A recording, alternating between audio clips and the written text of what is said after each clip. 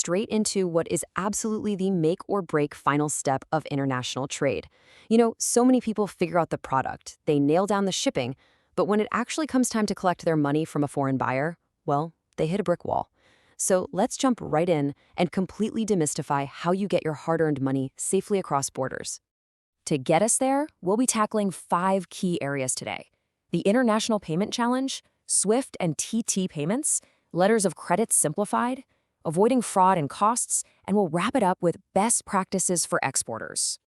All right, kicking things off with Section 1, the International Payment Challenge.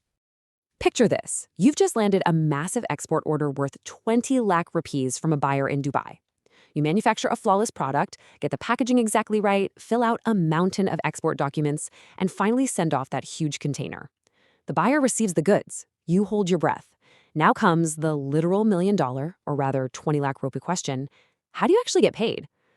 How does that money physically travel all the way from the UAE back into your local bank account in India? Now, domestic transfers, those are a piece of cake. It's just a single currency moving through local systems you already know. But international trade is a whole different beast. You're navigating entirely different countries, multiple currencies, and totally separate, highly complex banking networks. Think about it. If you're selling a giant shipment of onions to a buyer in Sri Lanka, their bank operates in Sri Lanka, and yours is in India. That payment has to somehow securely leap across borders. Which brings us right to Section 2, SWIFT and TT payments. Okay, so you've probably heard the acronym SWIFT thrown around, and honestly, it sounds super intimidating. But the concept is actually beautifully simple. SWIFT isn't a bank itself. You can think of it basically as a highly secure global messaging app that banks use to talk to each other. So when your buyer's bank needs to send you money, they use the SWIFT network to send a secure, verified message to your bank. Because of how this system is built, the source material points out that your buyer needs 4 exact pieces of information from you to avoid some seriously costly delays. They need your bank account number, the exact bank name, the specific branch details, and of course, that unique SWIFT code. I can't stress this enough. Without total accuracy here, your international payment is going to get stuck in the system, and nobody wants that. Once you've got those details locked in, you're most likely going to use a TT, or a Telegraphic Transfer. In today's terms, this is basically just an electronic international bank transfer. Let's say you're exporting $10,000 worth of moringa powder. Your buyer tells their bank to transfer the cash, their bank processes it, zips it through that secure SWIFT network, and eventually, boom, it lands securely in your account.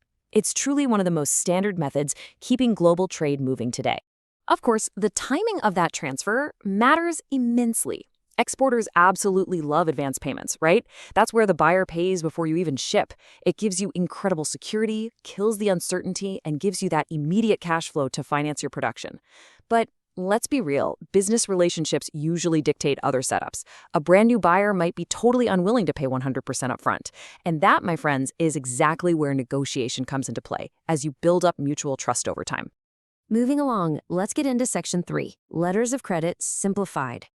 An LC, or letter of credit, is a standard banking arrangement that's typically used for bigger transactions.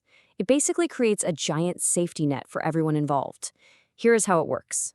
First, the buyer's bank issues a document outlining all the agreed-upon conditions. Second, you, the exporter, review those terms, and if they look good, you ship the goods. Third, you submit the required shipping documents back to the bank. And finally, the bank reviews your docs. Here is the absolutely crucial takeaway.